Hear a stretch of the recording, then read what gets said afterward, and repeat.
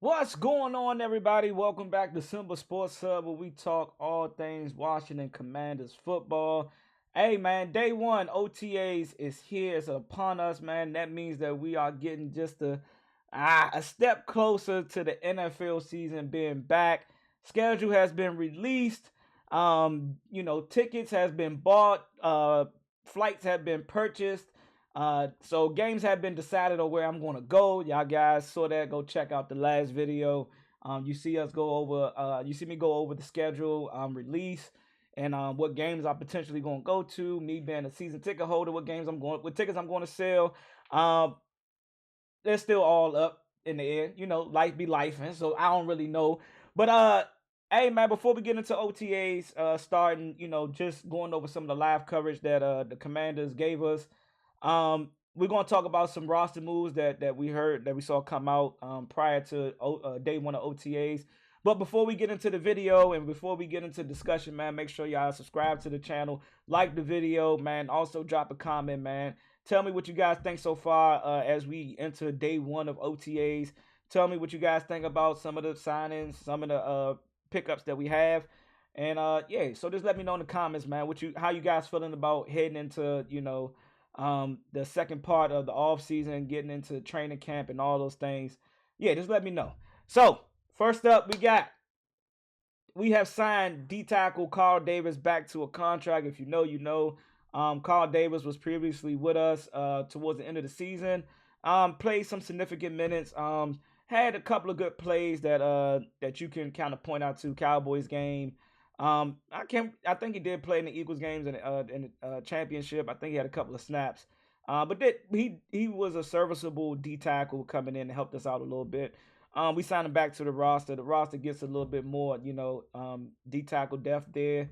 You never know injuries, right? Gotta be careful there. So that's one of the off season signings that we had so far. As we got into the off season, as we go into OTAs, and let's see. One of the big news today, man. Big news today. Big news today. We have to talk about our guy, our first round draft pick, Josh Conerly Jr. signs his rookie contract. News came out two days ago. I wasn't able to drop a video on it just because I was in Vegas. I was in Vegas partying, like I was, back in my 20s, and I'm not. But Josh Conerly finally signed, put pen to paper. And that still leaves our second round pick, Trey Amos, unsigned. That is the last rookie, I believe, that was drafted unsigned. And Josh Conerly Jr., 4 years, 15 mil, average of 3 mil a year with an $8 million signing bonus.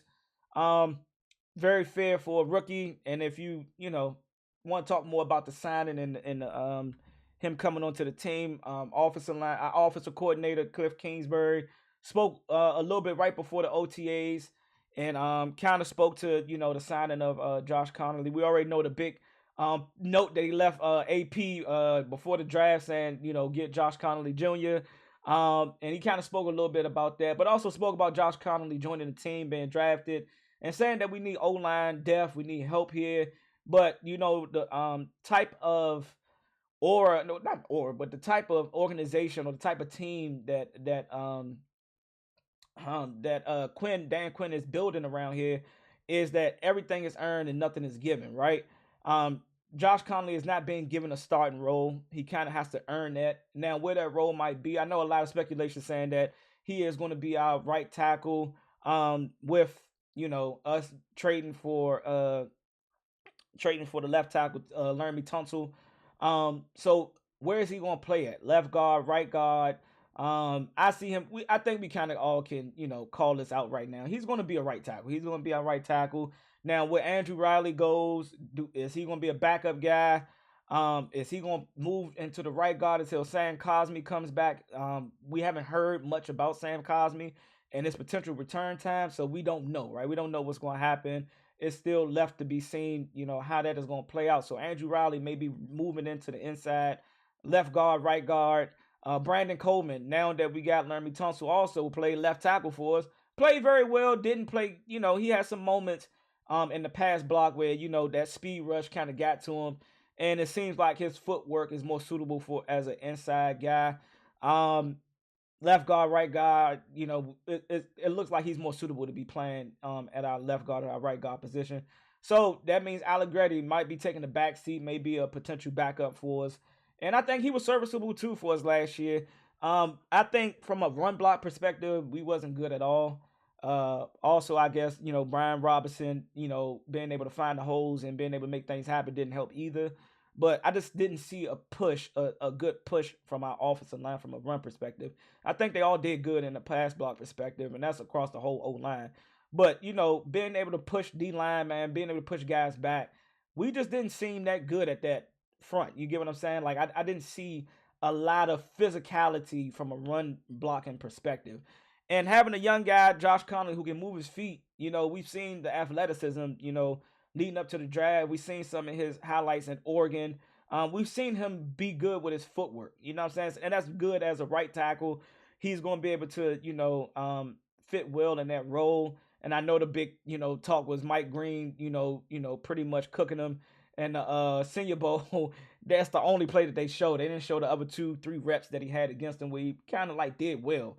But anywho, man, I see him as our right tackle. I think most of the fan base sees him as our right tackle. Now, how the guard role fills out. Brandon Coleman, he played a little bit of guard back in college. So he's familiar with the left guard role.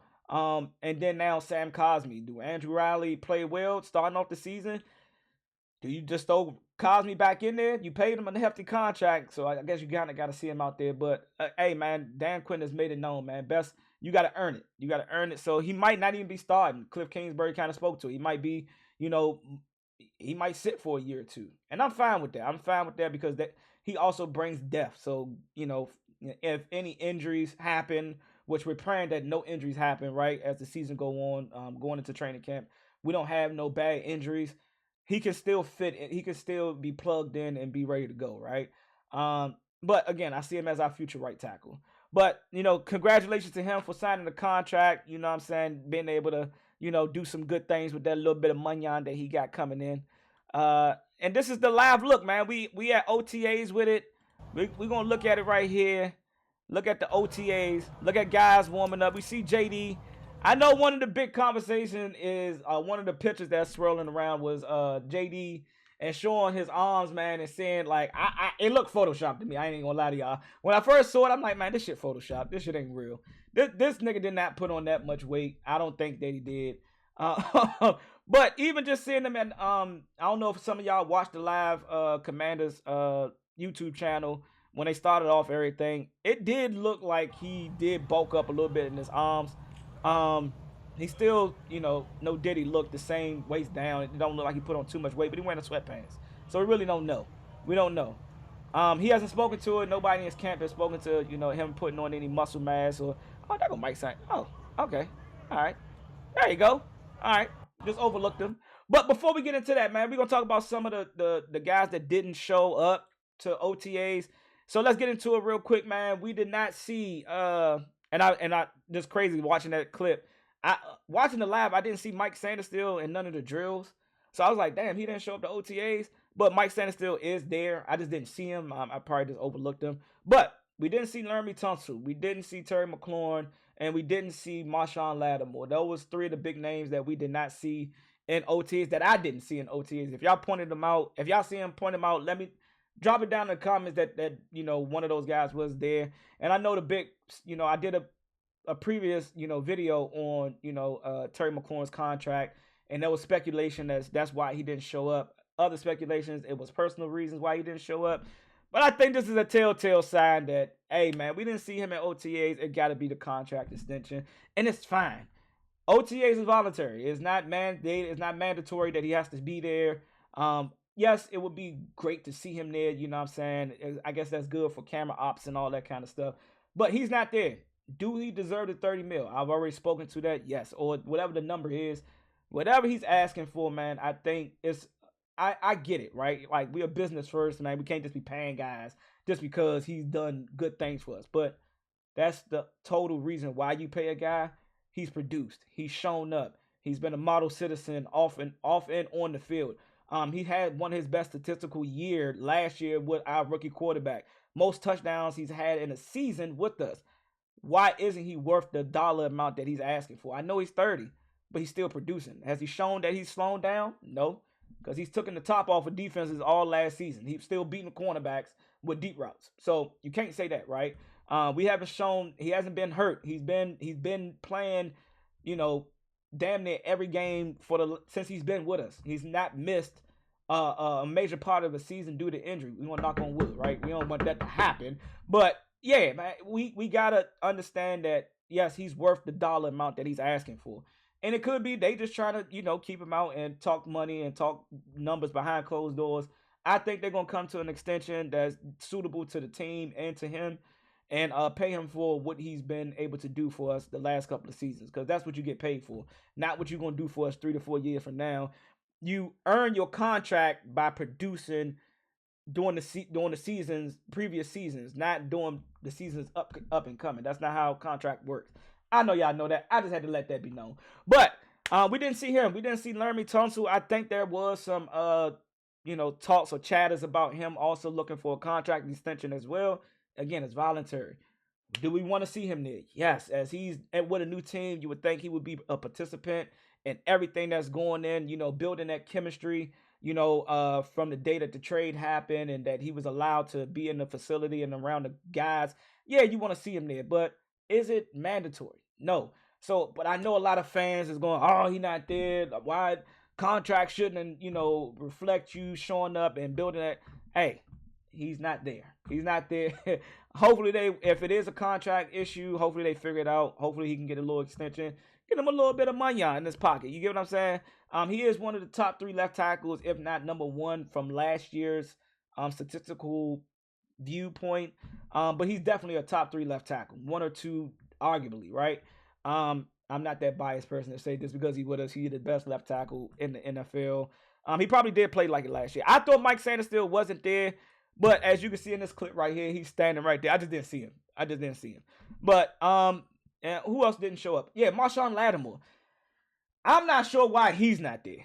I haven't heard any chat. I haven't seen anybody talk about it or speak about why he's not at OTAs, or I didn't see him in none of the offseason process or phases. Like I haven't seen him at all. But we haven't seen him on the field. We haven't seen him there. Has not been anybody that confirmed or denied that he's just like not practicing or anything. If it's a hamstring issue, hey, bro, we got a bigger problem here. Because why do you still have a hamstring issue? That should have been fixed. You should be cleared up from that. Like, you should be 100% healthy by now. And if a hamstring issue is lingering that long, like, my guy. Like, but here go JD, taking some reps. Like, it's like, look at this arm. Like, I don't know, man. Show me a 2024 and him standing there. Here go Deebo Samuels leading the wide receiver group. I know there's still been talk about, he needs to lose weight. He needs to, get a little bit more in shape. But hey, we don't know if that's his playing size. If that's his playing size, that's his playing size. Is he still quick? Can he still get open? Can he still, make those contested catches that we've seen with him in San Francisco?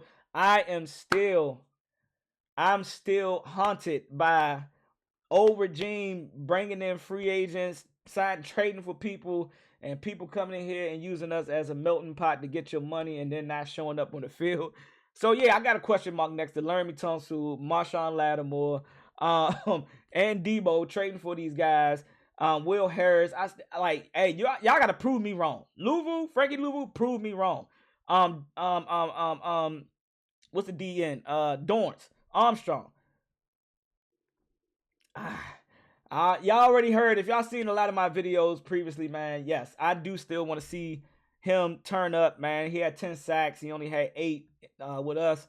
I want to see him take it that next level. You're getting all the reps now, man. You're the starter. You should be. I want to see you back in that backfield a little bit more. But he was great on the run, from a run perspective.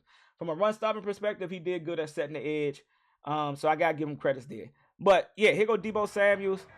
Here go the group, Dan Quinn. Shout out to Big Dan Quinn.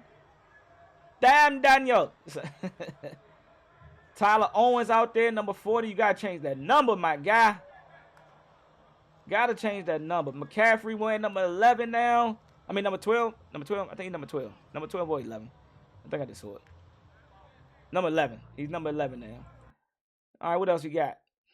So this is just, pretty much I already kind of went over that. Marshon Lattimore not in attendance today.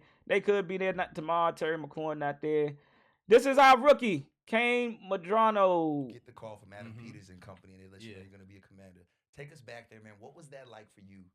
It's kind of crazy. So there's a story about I had texted Coach Norton 3 minutes before he called. Ken before Norton, they called me.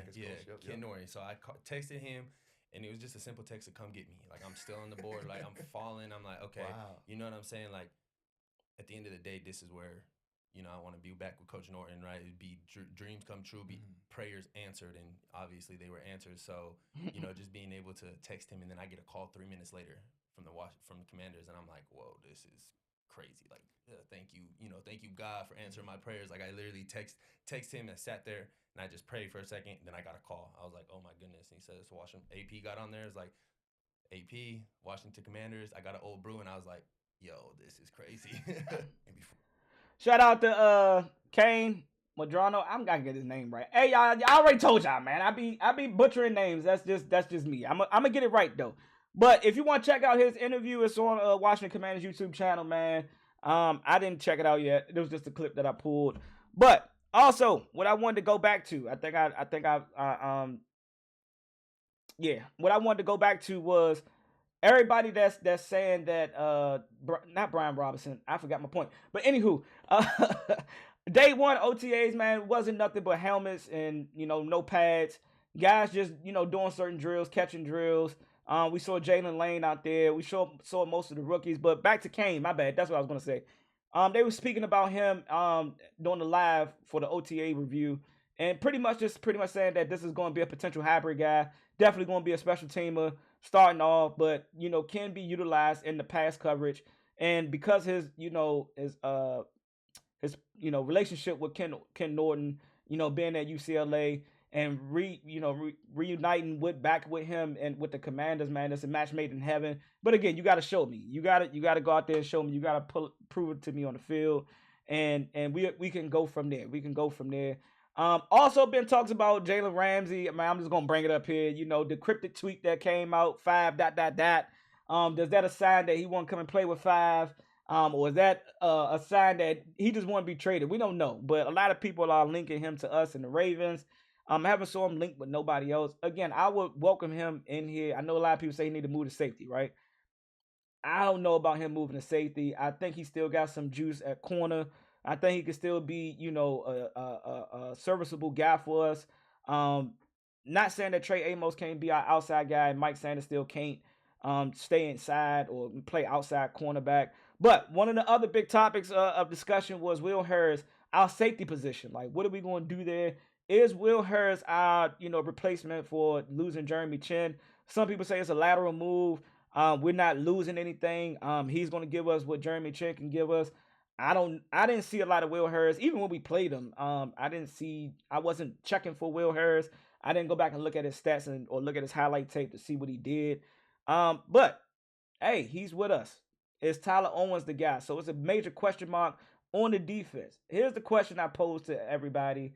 Out of all the offseason moves from free agents and trades that we made, man, do you think that we got better as a roster?